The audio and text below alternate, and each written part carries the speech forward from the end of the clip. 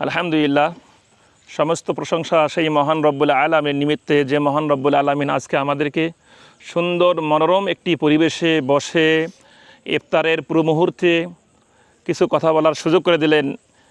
এ কারণে আমরা বলি সকলে আলহামদুলিল্লাহ। সুন্দর একটা পরিবেশ এবং সুন্দর একটা মুহূর্ত।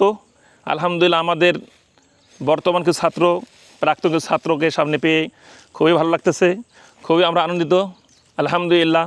তবে আমাদের একটা মূল লক্ষ্য উদ্দেশ্য থাকতে হবে, আমাদের পরস্পরের ভালোবাসা যেন হয় কোরআন সুন্নাহ ভিত্তিক। আল্লাহকে কেন্দ্র করে আল্লাহর জন্যে ভালোবাসবো, আল্লাহর জন্যে ঘৃণা করব। রাসূলুল্লাহ বলেছেন, আল মারউ মা'a মান আহাব্বা। দুনিয়াতে যে যাকে ভালোবাসে তার সঙ্গে কাল কিয়ামতে কি হবে? হাসর হবে।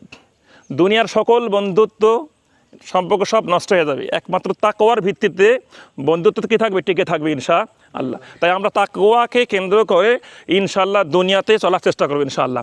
যেহেতু আল্লাহ রাব্বুল আলামিন আমাদের উপর এই রমজান মাসে সিয়াম ফরজ করেছেন, একটাই উদ্দেশ্য, লাআল্লাকুম তাত্তাকুন, যেন আমরা মুত্তাকি হতে পারি। তাই তাকওয়া কীভাবে হওয়া যায়, ঠিক সেই পথে আমাদেরকে অবশ্যই অবলম্বন করতে হবে। আমরা দুনিয়ার শত ব্যস্ততার মধ্য দিয়েও যেন আল্লাহকে ভুলে না যাই, আল্লাহ পথে থাকার কী করবো? আমরা চেষ্টা করবো ইনশাআল্লাহ। আল্লাহ সুবহানাহু ওয়া তাআলা আমাদের এই ভালোবাসা, এই বন্ধুত্বতা, এই বন্ধুত্বের জন্য একবারে কিয়ামত পর্যন্ত টিকে রাখেন বলে আল্লাহুম্মা আমিন। আল্লাহ রাব্বুল আলামিন আমাদের সকলকে কোরআন সুন্নাহ এবং কোরআন সুন্নাহ আলা ফাহমে আলা মানহাজ সালফে সালেহিনদের মানহাজ মোতাবেক যেন আমরা সকলেই চলতে পারি। আল্লাহ সুবহানাহু ওয়া তাআলা আমাদের সকলকে সেই তৌফিক দান করুক বলি আল্লাহুম্মা আমিন। আল্লাহ সুবহানাহু ওয়া তাআলা আমাদের এই উক্ত প্রোগ্রামকে কবুল করুক বলি আল্লাহুম্মা আমিন।